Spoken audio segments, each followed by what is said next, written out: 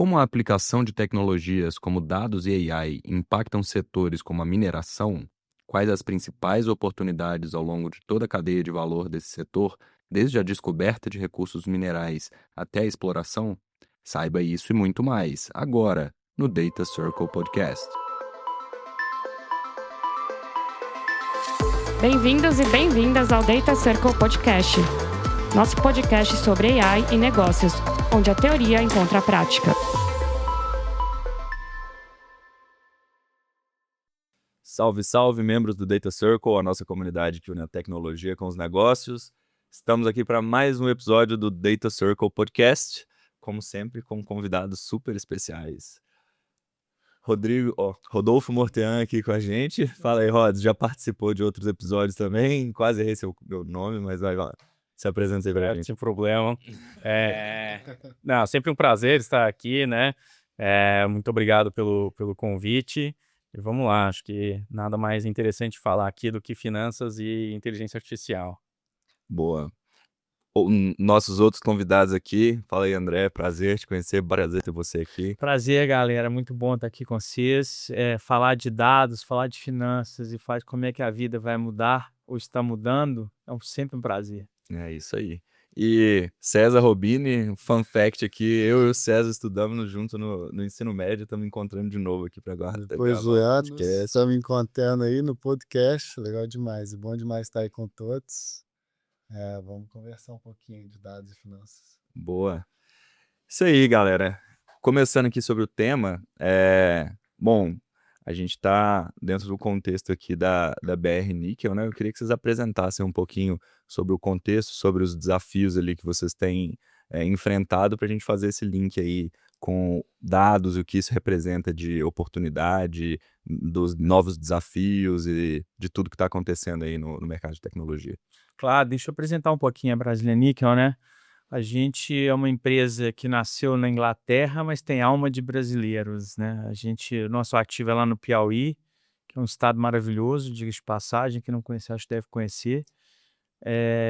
O nosso produto, que é o níquel, que é o MHP, né? É um produto que vai para bateria de carro elétrico, e não só, mas principalmente, né? Então a gente faz parte dessa pegada de transição energética, o que é super legal. E num processo de transformação do níquel que já começa dentro dessa conversa que a gente tem, já traz um pouquinho do espírito do que é a Brasília Níquel, né? É uma tecnologia que nunca foi usada para fazer o que a gente está fazendo, né? Que é lixiviação, e ela também tem uma super baixa pegada de carbono. Então a gente consegue aí estrategicamente falar de uma indústria antiga, que é a mineração, num contexto mais atual. Legal. Né? Que é um contexto de descarbonização, de responsabilidade socioambiental. E não é só falar, é fazer, né? Uhum. Então tem uma outra discussão para outro momento, mas essa diferenciação entre o falar e o fazer é muito importante. Então a gente está num processo aí de se transformar, né? Nós éramos uma Junior Mining Company. Estamos num processo que é o equivalente às startups, tecnologia. Estamos num processo aí de transformação para, se tudo der certo, virar uma major em 4, 5 anos, que são as grandes players de mineração mundiais, com essa pegada um pouco diferente, né? E aí fomos chamados para esse projeto há 2 anos atrás, né? E com esse mandato de transformar a nossa área, que é uma área de back-office, que é a área financeira, em conjunto com a área FIM, que é a área de operação, com o mesmo discurso. Né? Poxa, a gente está fazendo tecnologia de ponta lá na frente, vamos fazer aqui atrás também, né? Legal. Por que não? Então, assim, esse é o contexto da Brasília Níquel. Né? E a gente fala muito no podcast aqui sobre como utilizar a tecnologia em prol do valor de negócios, né? E aí, dentro do contexto dessa escalada de uma startup de mineração, vamos chamar assim, como que entra dados e inteligência artificial ali? Como que isso tudo entra como... A gente sabe, tá? Mas eu gostaria de explorar um pouquinho mais para para entender como que é nesse contexto que, igual você comentou, de uma indústria mais antiga, e muitas vezes vista como uma indústria menos tecnológica, como que entra o diferencial de mercado e Sim. tudo que traz a aplicação da tecnologia para o negócio. Perfeito. São várias dimensões, né, que a tecnologia, pelo menos a meu ver, agrega no valor do negócio, e depois eu falo especificamente na estratégia da Brazilian Nickel, né. Do ponto de vista do negócio como um todo, você tem uma dimensão econômica, hoje, que é muito importante. Hoje a nossa cesta de consumo, ela é muito maior do que há 20 anos atrás, então sobra menos para a gente consumir. Sobrando menos para a gente consumir, gadgets, coisas adicionais à nossa cesta de consumo, isso faz com que as empresas do lado da oferta sofram com o repasse nas suas margens de lucro. Ou seja, para eu conseguir maximizar a minha rentabilidade, eu preciso fazer o quê? Reduzir meu custo. Não vai ter jeito, porque o cara tem menos dinheiro para gastar. Eu vou competir o meu produto no mercado com mais 5, 6, 7 atores fazendo a mesma oferta de valor semelhantes para fornecer para um consumidor final. Como é que as empresas estão resolvendo essa equação para se manterem rentáveis? Elas estão trabalhando na área meio. Que a área fim é mais difícil de você mexer. Não é impossível. Existe muito trabalho de dados e tecnologia na área fim, óbvio, né? Mas do ponto de vista de data, especificamente, a área mais óbvia, não a melhor, mas a mais óbvia é a área meio. Né? Porque você tem tarefas repetitivas que não diretamente agregam valor ao produto, mas que são custo ou despesa. Aí, classificação contábil pouco importa. E aí eu acho um pitch maravilhoso. A gente já vem há alguns anos, há uma década, com automação de processos, RPAs, Robotic Process Automation, e agora com os modelos, os LLMs, a gente consegue então até substituir, e aí vamos botar entre aspas o substituir, porque não é substituir demitindo a pessoa, né? É substituir aquela função, exatamente, aquela tarefa por agentes autônomos. E aí tem a área fim. A área fim, a tecnologia, o ganho, a rentabilização dela é exponencial, mas o risco de adoção também é exponencial. Por isso que a adoção da tecnologia, seja qual for, na área fim, uma vez que ela vai disrupt de alguma maneira o seu produto, o seu processo, a adoção daquela tecnologia é mais lenta, a não ser que o mercado empurre, ou uma regulamentação. Então essa é a dimensão econômica. Eu tenho a dimensão social, né? E essa dimensão é mais importante, pelo menos para mim, do ponto de vista de posicionamento da tecnologia. Tecnologia que rouba job, né, que rouba posição, ela não cria nenhum benefício social. Pode até aparentemente parecer que cria, mas não. Ela se transforma num problema social na medida em que você gera desemprego se você não requalificar essas pessoas. Sim. Certo? Então, estou falando de adoções em massa, né? Se você, de fato, usa o dado e a tecnologia para melhorar a qualidade e a produtividade daquela tarefa e daquela pessoa, como requalificando a pessoa, mudando a descrição do cargo da pessoa, fazendo com que ela suba na escala de conhecimento, que ela comece a usar mais a cabeça e menos o braço, uma brincadeira que eu faço, aí sim você, de fato, está gerando aumento de produtividade. Isso tem a ver, se aí você compara lá com a Revolução Industrial, foi isso. Você não substituiu a pessoa pela máquina, substituiu o trabalho, mas a pessoa foi fazer outra coisa, né? Então essa dimensão social, ela é importante, porque a gente tem hoje, entre fake news e true news, né? A gente tem esse debate sobre, peraí, a inteligência artificial e a gestão de dados, ela vai substituir as pessoas ou ela vai transformar a vida das pessoas no trabalho de uma forma que vale a pena, que seja contundente? E aí você tem duas escolas. Você tem as escolas do Vale do Silício, que é a escola que fala assim, não, eu vou substituir a pessoa.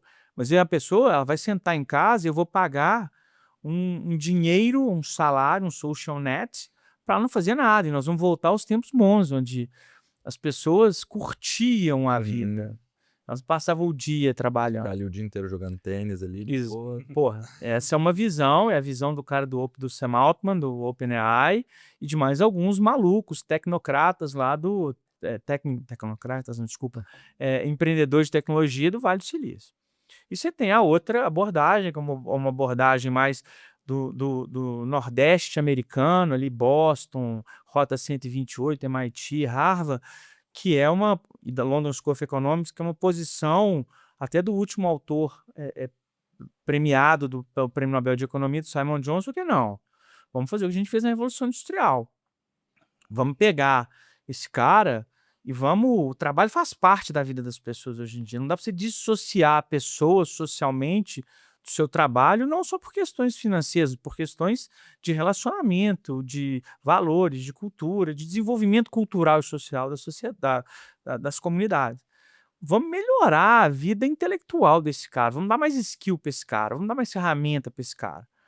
E aí você vai ganhar produtividade do mesmo jeito, mas você vai atuar diretamente no entorno do cara. E aí tem um viés econômico também, além do social e cultural. Então essa é a dimensão social. E tem uma terceira dimensão, só para fazer, se eu deixar eu falo o dia inteiro, velho. Vai tocando, vai lá. Você tem a dimensão ambiental. E eu não estou falando de meio ambiente puramente natureza, água, recursos, não. Eu estou falando do seguinte, um ambiente como um todo em que você vive. Fauna, flora e a gente mesmo. Né? Você vai ficar em casa o resto da sua vida olhando para uma tela? Né? Não estou aqui discutindo se home office, se trabalhar de casa, trabalhar é importante ou não, é bom ou ruim. Não, livre-arbítrio tá aí, eu sou uma pessoa que acredita no livre-arbítrio, acho que tá tudo bem. O que eu estou falando é o seguinte, nós somos seres sociais. A gente precisa do relacionamento. O relacionamento é feito no ambiente. Como é que você vai fazer desenvolvimento científico sem natureza, sem se relacionar com o ambiente, sem se relacionar com a outra pessoa que tem um ponto de vista diferente? Né? E a gente já viu que se relacionar através de uma tela, essa tela comandada por dados e algoritmos, eu estou fazendo a volta, né? Ela enviesa, ela amplifica e cria barreiras de discursos que, de fato, são contra a natureza humana. A gente nasceu para debater. Desde que o mundo é mundo, se debate. Certo ou errado. Galo, Atlético, Atlético Cruzeiro, Flamengo e Vasco, esquerda e direita, e de forma, pode até ser acalorada, mas nunca violenta. Né? Violência era exceção, né? Não, violência era exceção, hoje é regra. Né? Então, isso aí tem esse problema. Então, voltando à responsabilidade ambiental, tem, claro, essa coisa dos dados e da inteligência artificial como agente de manutenção do equilíbrio ambiental, da fauna, da flora, atacar os desafios do climate change, etc., de transição energética, que são super importantes, super relevantes. A gente usa pouco ainda a inteligência artificial e gestão de dados efetiva para isso.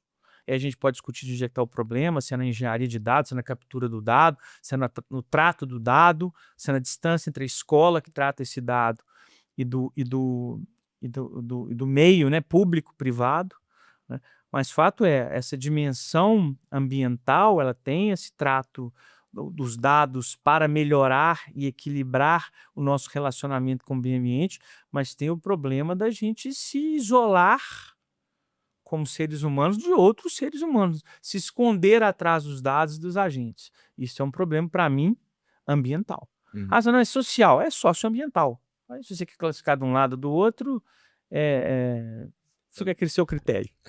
Boa. Não, eu acho que foi legal. Você conseguiu passar por áreas dar uma visão bem completa ali do seu ponto de vista relacionado a dados e tecnologia. E eu acho que tem tudo a ver, principalmente com a mudança que a gente está vendo.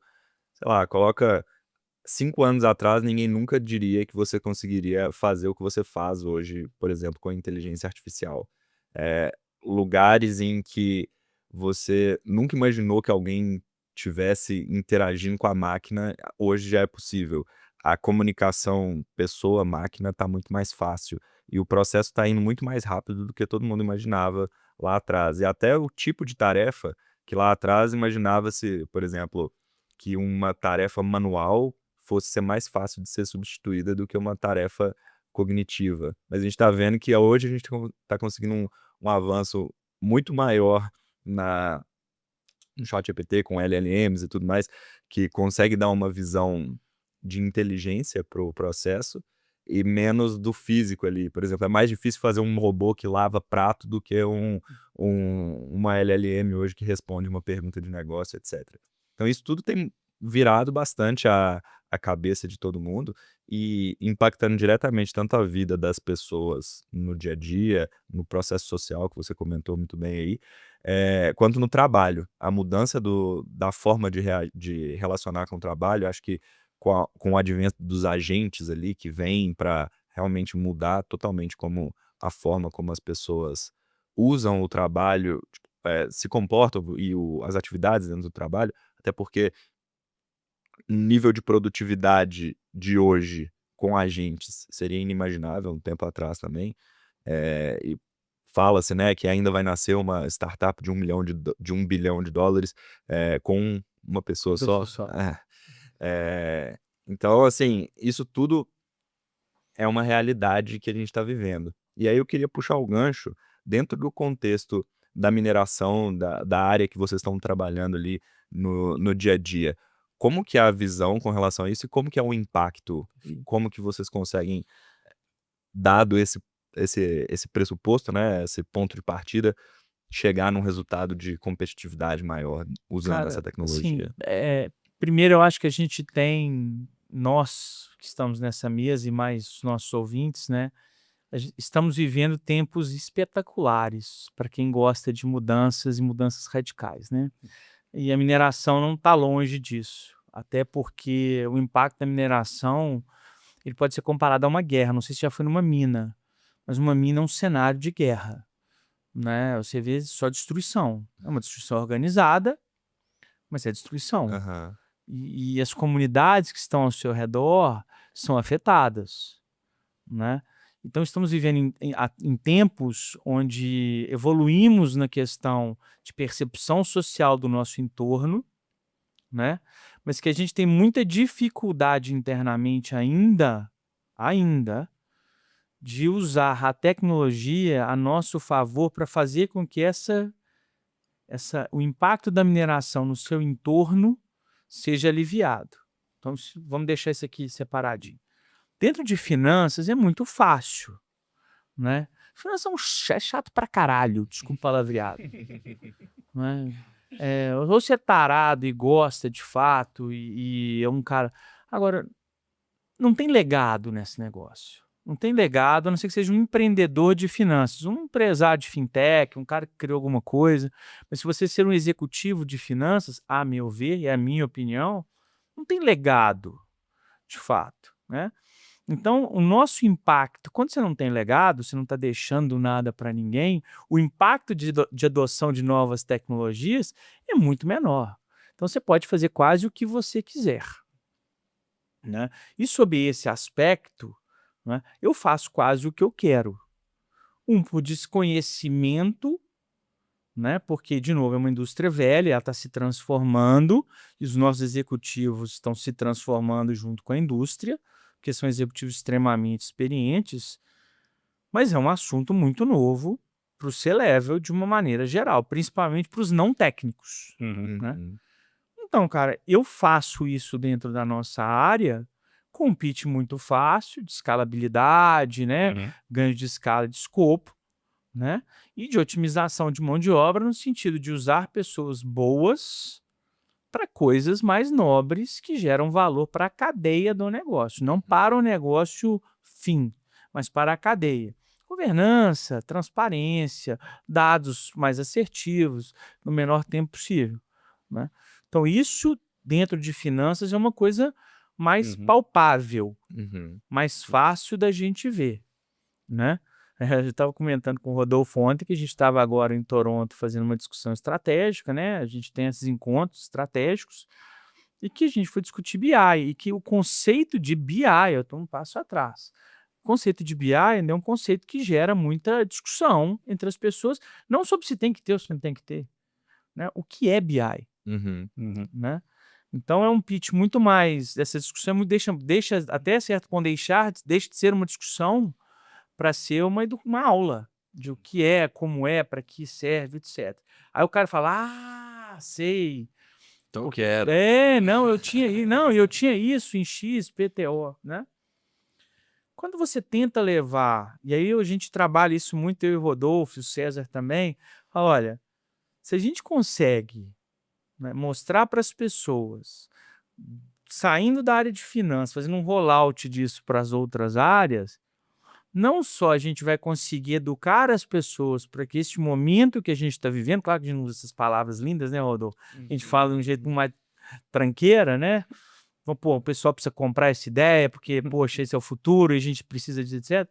Mas sistematizando esse raciocínio, as pessoas não só vão enxergar o que é a tecnologia como ferramenta de uso, né? Não como técnico, mas também vão criar novos casos de uso. Sim. E aí, na minha cabeça, isso tem um efeito exponencial. Quanto mais você usa e mais interage com a ferramenta, mais você quer conhecer da ferramenta e ver o que é possível que ela seja feita para melhorar o seu trabalho. Mais casos de uso, você acaba pensando, mais possibilidades, né? E fatalmente isso vai chegar na ponta. Né? E até fazer um gancho ali com a dificuldade que você trouxe de, nossa, explicar para os executivos o que é um BI, até depois de explicar eles conseguem entender, mas como que será que a gente consegue usar até a tecnologia e esse avanço para deixar cada vez mais isso transparente para os executivos, para eles, assim, no sonho, quem sabe, ele acordou no café da manhã e já recebeu o relatório dele ou qualquer coisa assim, que putz, ele não precisa saber que é um BI ali, né? Ele precisa saber que Não, mas chega pra ele. essa é a dificuldade, porque eu levei termos muito técnicos para discussão quando as pessoas são clientes, né? Então elas não sabem de fato o que é Business Intelligence, mas elas já são consumidoras de Business Intelligence há muitos anos. Só né? dá um outro nome, provavelmente, né? Exatamente, né? Acho que aí, fazendo agora, da gente discutindo aqui em hindsight, né, e olhando para trás, talvez a culpa seja minha, eu comuniquei mal a maneira com que a coisa foi feita, né? Mas, de novo, acho que assim, voltando para o seu gancho, que você deixou, agora você me deu outro gancho, as pessoas interagem com agentes de IA o dia inteiro, independente da idade, e com BI, né? Minha mãe tem 80 anos, ela não vai ao banco mais. Ela usa a internet, ela usa o app do banco, ela senta no computador da casa dela e ela faz as transações bancárias. Às vezes me dá muito problema, inclusive. Né? Ela clica em qualquer link que mandar de Pix para ela. Mas ela recebe dados, ela recebe extratos, hoje o banco classifica, né, as suas transações com base no seu histórico de transações. O Então, limite de crédito que você vai receber. já tá consome. relacionado. Na hora que eu acho que o que assusta é na hora que a gente traveste o que a gente vai fazer com esses nomes científicos, sabe? Não, agora nós vamos criar agentes de IA e as pessoas que não estão acostumadas a lidar com o meio, mas só com o fim, eu entreguei pronto para você, né, Cê? A gente tá usando, não teve que pensar como que chegou lá. Para ele tá tudo bem, mas quando ele tem que se envolver no processo, aí o cara fala, pô, vou mexer em alguma coisa que eu não conheço, vou sair da minha zona de conforto. Isso ainda eu acho no mercado, de uma maneira geral, é um negócio complicado. Agora, cara, é um rolo compressor. Não tem jeito. Não é opcional mais. Você pode lutar o tanto que você quiser. É o Uber. Pode lutar, o taxista pode fazer piquete. Não tem jeito. O poder que o Vale do Silício tem em fazer rollout de tecnologia em escala global é um negócio bizarro por causa disso aqui. O cara faz o rollout em 70 bilhões de equipamento em deploy o quê? Um clique? Né? Então, assim, ou você se adapta, ou eu não sei o que você vai fazer de sua vida. Exato. E isso, a organização é a mesma coisa. Você vai ter que play by AI, não vai ter jeito. E isso independe da área, né? Da área. Está relacionado às finanças, está relacionado a serviços financeiros, está relacionado ao agro, está relacionado a... Marketing comercial, tá? Exato. Tudo. E é engraçado, né? E eu tenho uma percepção... Eu sou meio ufanista para esse tipo de coisa, né? Eu acho que a grande oportunidade que a gente está perdendo de IA não é em finanças, não é em processo, não é em saúde, não é no comercial. Isso aí a gente está dominando. Acho que vocês dominam. Acho que o mercado comercial, então, voa, né? Acho que a gente está perdendo muito, cara, em sustentabilidade. Acho que a gente está perdendo muito em saúde, apesar da gente ter um avanço maior em saúde, mas não na escala que se faz em outras áreas. E acho que a gente está perdendo muito em serviço público. Acho que você tem aí três áreas de grandíssimo impacto que estão sendo subestimadas e subutilizadas. Eu vou te dar um exemplo. O Brasil hoje tem por volta de 70 mil leis.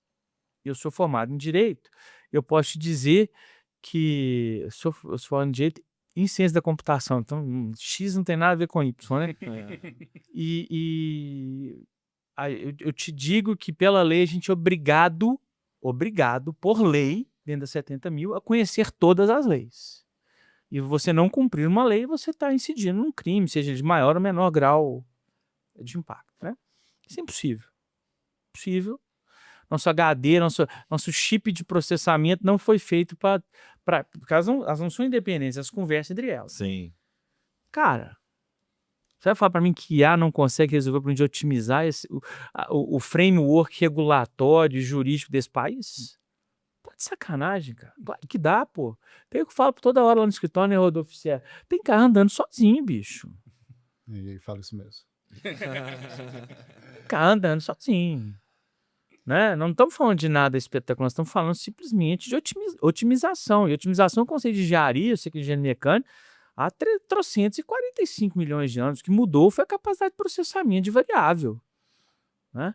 Então, assim, a gente está perdendo uma grande oportunidade de transformar um serviço público num serviço mais efetivo, que de fato foque no que é preciso, com dados. Pô, os caras coletam dado pra caramba, eles só não conversam entre si. Estamos perdendo o ponto de sustentabilidade, de trabalhar com um grande volume de dados de forma eficiente, comunidades quilombolas, licenciamento, fauna, flora, transição energética, impactos, etc., de forma otimizada. E recursos minerais caem dentro disso. A gente estava participando lá num evento de minerais críticos do BNDES e o cara do IBRAM estava falando lá que o Brasil tem um dos maiores riquezas minerais do planeta não mapeadas. O último mapeamento foi feito na década de 60 e 70. Imagina Né? o dinheiro na mesa. E vou te falar, não é falta de dado, porque o que a gente manda de informação geológica para o IBRAM, não é para o IBRAM não, para a ANM. Para a ANM, que é a Agência Nacional de Mineração, todo ano, é bizarro. O que falta? Otimização, cross-check, cruzar, ter insights estratégicos, etc. Política pública, mesma coisa, educação. Então, assim, acho que a gente está... É irreversível, acho que é estratégico para o nosso negócio. Acho que na mineração isso vai evoluir lá para a operação. Nós vamos ter hoje sondas inteligentes, né? Onde você não vai precisar mais furar a profundidade que a gente fura, nem desmatar no raio que a gente desmata para fazer uma pesquisa geológica. Né? Acho que os modelos de bloco, que é onde você dimensiona o corpo geológico, que é uma inferência matemática, hoje isso já é usado, tá? Mas você vai usar com muito mais propriedade e com muito mais insights de agentes de IA, né? Para você ter uma qualidade melhor no dimensionamento com volume muito menor de amostras. Impactos não só de rompimento de barragem, seja ela seco ou úmida, de impacto da operação, de volume de descaracterização de encosta, né? Hoje a gente vai ser muito mais assertivo. Eu acho que esse ponto que vale a gente explorar um pouco mais. Eu acho que quem está assistindo o episódio não necessariamente está tão familiarizado com a área da mineração, mas de uma maneira ou de outra isso é uma coisa que está bem próximo da realidade das pessoas. Como que é hoje o processo, todo esse processo que você falou, desde a descoberta do mineral ali até a exploração e no final das contas o produto que vai ser feito a partir dele, e como que você vê, você também, César, fica à vontade para contribuir, a evolução disso com toda essa tecnologia que a gente está falando aqui? Eu vou começar pelo final. Eu acho que o resumo da ópera é o seguinte: nós vamos gastar menos e gastar melhor. Gastar no sentido de investir. E com isso o impacto nas comunidades locais, na fauna, na flora e no aquecimento global vai ser muito menor. Como é que é o processo, né? O processo começa por você pesquisar um determinado recurso mineral. Eu quero procurar ouro, eu quero procurar níquel, eu quero procurar cobre. E para você procurar, você tem que furar. Né? O recurso debaixo da terra pertence ao Estado. Então, você começa com o primeiro problema. Eu sou o dono da superfície, mas o que está debaixo dela não é meu. E aí existe toda uma regulamentação jurídica para você poder... Você quer fazer pesquisa na minha terra, na minha propriedade. Você pode. Tem o direito de fazer. Se você cumprir algumas regulamentações colocadas aí. Né? Então, este processo já é um processo caríssimo, porque é uma loteria danada. E aí começa onde o agente de IA ou a ciência de dados já ajuda. Se eu tenho um banco de dados minerais geológicos, de outras milhares de análises químicas e de sondagens feitas ao longo dos últimos 200 anos, organizado, acessível, registrado, eu boto algo por cima, na hora eu consigo saber a probabilidade de ter ou não na ter. hora, Aham. com volume de perfuração muito menor, né? Então, essa campanha de sondagem, que a gente chama de campanha de sondagem, você descobrir o que tem ali embaixo e gerar um modelo de bloco, de tem tanto, não tem tanto, você já consegue reduzir não só esse investimento, como também o impacto deste investimento no entorno. Porque depois você vai devolver a terra. Não achou nada, você vai devolver a terra para o cara. Aí você destruiu o cara, destruiu tudo. Mas você tem que compensar o cara, pagar o cara. Gente, essa é a parte econômico-financeira. E a parte cultural e social? O cara tá lá há 300 anos, a família dele, ele vive daquela terra. Entendeu? Você chegou lá com 25 caminhão, o cara não sabe nem se falar e escrever, o que ele conhece é aquela terra, ele vive dela, você foi lá e destruiu tudo. Mas eu paguei o cara. Companheiro, não é isso, não é sobre isso. Entendeu? Então eu acho que nesse contexto, o IA já entra por aí. Supondo que a gente ache alguma coisa aqui, a próxima etapa é fazer 3 estudos econômicos de engenharia. Você faz um conceitual, você faz um preliminar e você faz um bankable, que a gente chama, que é aquele já com o maior volume de engenharia detalhada possível. Engenharia são 2. É da mina, como é que você vai minerar aquele subsolo, e o da planta, como é que você vai processar o que você tira daquele subsolo e transformá-lo em produto. Aí o produto você define, se você vai produzir somente o minério, matéria-prima, ou se você vai agregar valor para ele na produção. Essas engenharias são caríssimas. E aí, vamos de novo. Mineração está aí há séculos. O que se tem de conhecimento em engenharia, seja ele o mineral que for, não estou nem falando de engenharia de minas, estou falando só de processo. É bizarro. É muito. Desestruturado, informação pendurada no mundo inteiro, não conversa entre si. E aí, os mesmos desafios que a gente encontra nas empresas hoje em dia quando a gente chega. Bancos de dados não conversam, estruturados de maneiras diferentes, as linguagens não se falam, tem que fazer aquela filtragem toda, etc. Dicionário, etc. Se a gente consegue, de alguma maneira, organizar essas informações, esse conhecimento, o custo de engenharia cai bizonhamente. Sem contar os fatal flaws, né? Aqueles problemas de engenharia que, de fato, impedem que o negócio se desenvolva. Né? Por erro humano, por erro de abordagem no processo, por informação incompleta, etc. Você está vendo como é que a gestão da informação na cadeia, principalmente nas indústrias que historicamente estão gerando conhecimento há séculos, é super relevante. Sim.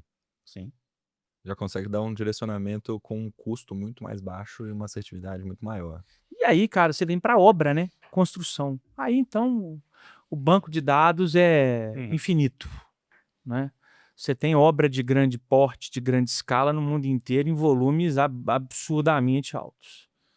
Você não conseguir agregar nenhum valor em otimização de construção, em avaliação de risco, em mitigação de risco, em saber onde que vai dar errado, isso é incompetência, né? Entendeu? porque hoje já existe um volume extremamente alto nas próprias construtoras, Uhum. né? Em modelos construtivos, inclusive, para a mineração especificamente, mas para qualquer setor de capital intensivo e grandes obras. Então, esse é o ciclo da mineração, né? De cabo a rabo, estou falando em torno de 10 anos, porque nesse ínterim você tem que levantar dinheiro para fazer cada uma dessas etapas. Não é Hum, nada baixo Não o é. custo de investimento. E aí o agente de IA te ajuda como? Na medida em que ele, em cada parte da etapa do processo, ele reduz o risco do produto final, seja, tem ou não tem o minério, o estudo está bom ou ruim de engenharia e a obra, o custo está controlado ou não, ele reduz o risco total do projeto. Uhum. E nesse contexto ele aumenta o risco, a taxa de risco total pela qual o possível investidor vai remunerar aquele projeto. Ele vai te pedir um risco, um retorno menor. Uhum. Ou você vai aumentar o ganho dele, com um risco menor, com uma taxa de desconto menor, né? E nesse contexto, cara, você otimiza toda a cadeia, né? Aí eu não estou nem falando na quarta etapa, que é a operação, aí tem ganhos violentos.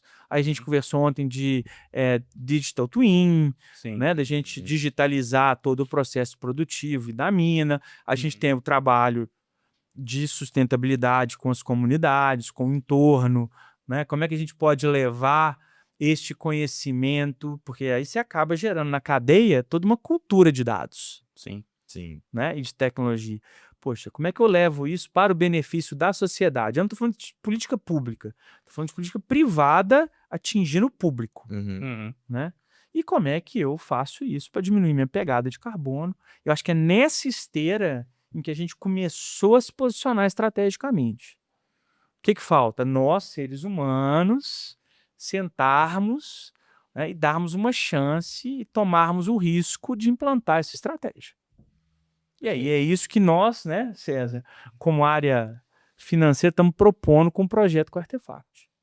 E assim, adicionando o que o André falou, a dificuldade, às vezes, nessa pegada social, é até você conseguir buscar o dado para que ele entre lá do início com os produtos que você está comprando, que tem a pegada de carbono mais ambiental, para conseguir divulgar isso. Então, é desde a entrada do dado lá até a divulgação, no sentido de que, ó, a gente está conseguindo, a gente usou a agente AI, o inteligência artificial, para essa pegada ambiental, mas a gente consegue divulgar isso também, porque se a gente só de fato otimizar a emissão de CO2 e não divulgar, não adianta nada. Eu concordo com o argumento, mas discordo da estratégia, né? Eu tenho um problema com a divulgação. Eu acho que não tem que divulgar nada. Uhum. Eu acho que o que a gente tem que fazer é atuar. Hoje tem divulgação pra caramba. Pela própria responsabilidade É, de atuar mesmo. porque eu acho que a melhor propaganda do planeta é o boca a boca, né? Uhum. E na medida em que você beneficia uma comunidade inteira, é muito difícil alguém não descobrir, né? Não estou falando que não temos que fazer comunicação, não é isso, é uma comunicação responsável. Uhum. Hoje o que a gente vê é uma comunicação, ao meu ver, na minha opinião, irresponsável, né? Você vê, e aí, sem citar nomes, grandes empresas fazendo propagandas de sustentabilidade, etc. E você vai ver as práticas deles. Comunicação como chorar. fim ali no final das contas, né? E nem sempre Como necessidade exatamente. Eu acho que, mas um ponto importante que o César tocou e que eu concordo, eu acho que hoje o problema não está nem na ciência de dados em si ou na tecnologia. Está na geração da informação. Uhum. Gerar a informação, capturar a informação de forma assertiva, de forma completa, de forma consistente e tempestivamente, hoje é um grande desafio. Esse costuma ser um dos desafios principais no início da maturidade analítica ali de dados, independente da indústria. Acho que muitas vezes acontece do dado estar em algum lugar, Você só não ele já sabe. está lá, mas ele está num formato que não dá para usar, ou ele está num formato aqui, mas ele só tem valor se ele está combinado com outro dado que está em outro lugar, em outro formato. Então, essa estruturação do processo de transformação do dado em informação, né, que é de fato o dado que consegue ser acionado ali para uma tomada de decisão, por exemplo, ela é a primeira etapa. Só que aí, muitas vezes, as pessoas acabam caindo na complexidade, na armadilha da complexidade, que é arrumar essa casa. Uhum. Às vezes essa casa é tão complexa de ser arrumada que você tem que ir, pelo menos, sei lá, você arruma um cômodo da casa e ajeita aquilo ali para já conseguir gerar valor ali na ponta. Tipo, é uma abordagem que a gente chama de uma abordagem vertical, que é basicamente você arruma ali os dados que precisam para aquele caso de uso que já gera valor e ele começa a rodar. Nesse meio tempo, você ganha autonomia, ganha conhecimento do todo para já selecionar um próximo cômodo dessa casa bagunçada, arrumar e já gerar um outro caso de uso. E assim essa transformação no contexto do negócio fica muito mais factível. Porque a outra visão de arrumar a casa completamente para ir pensar num determinado caso de uso custa muito tempo e dinheiro, recurso para arrumar isso tudo e no final das contas não gera valor nenhum. Então eu posso ficar 5 Sim. anos arrumando a casa para ir pensar em alguma coisa, o que eu vou fazer com esse dado. Mas acho que mais ou menos é o que a gente tá fazendo, né, Rodolfo? A É. gente tá arrumando cômodos, Isso. a gente não tem um legado muito grande, né? Uhum. E acho que isso é uma grande vantagem, mas por outro lado falta muita coisa, né? Porque a gente ainda não tem operação. Mas, cara, trazendo de volta, né, para o contexto da Brasília Níquel, eu acho que a gente tem um ambiente pronto para atacar de forma efetiva tudo que eu estou te falando. Acho que a gente tem o mindset, mais ou menos, dependendo de quem que é o interlocutor. Eu acho que tem vontade estratégica, ou seja, se vê valor estratégico nesse posicionamento. Legal. Né? Sim. Eu acho que a gente nasce ou renasce com uma pegada muito mais alinhada com o nosso tempo. Aí que eu acho que a gente começou certo, nós Brasília Níquel, né? Eu acho, não tenho certeza, né?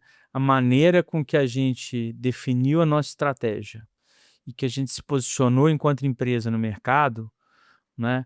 E aí são 4 pilares que estão no cerne da nossa estratégia, né? Que é tecnologia inovadora, de baixa pegada de carbono e alto impacto ambiental no sentido positivo, né? Uhum. Comunidade, etc. Com baixo custo, porque é uma consequência, e com contínuo desenvolvimento tecnológico. Eu acho que isso aí fez com que a gente pudesse trazer para dentro e permear a companhia e dar para quem quer autonomia para experimentar. Uhum. Claro que experimentar ou não com novas tecnologias, seja elas quais forem, vai muito de quem está liderando o processo. Sim. Se faz parte ou não da minha personalidade. Mas se você já parte de um ambiente estratégico, onde a companhia não só fala para você que ela está vendendo uma tecnologia inovadora, mas te permite testar novas tecnologias sem te penalizar, obviamente não é um suruba, né? Você faz o que você quiser. Não é a zona. Né? Dentro de determinados parâmetros, eu falo, você nunca erra sozinho, você tem que errar sempre com um coleguinha junto. Uhum. Né? Dentro de um escopo pré-definido, você é meio caminho andado. Você já tem um apoio institucional. Não interessa se o CEO vai entrar, vai mudar, vai sair. E digo mais, a gente tem um CEO que tinha tudo para coibir esse tipo de coisa. Porque veio de uma empresa que é tradicionalmente muito conservadora. E ele não faz isso. Muito pelo contrário. Né? A gente faz na nossa área o que a gente quer.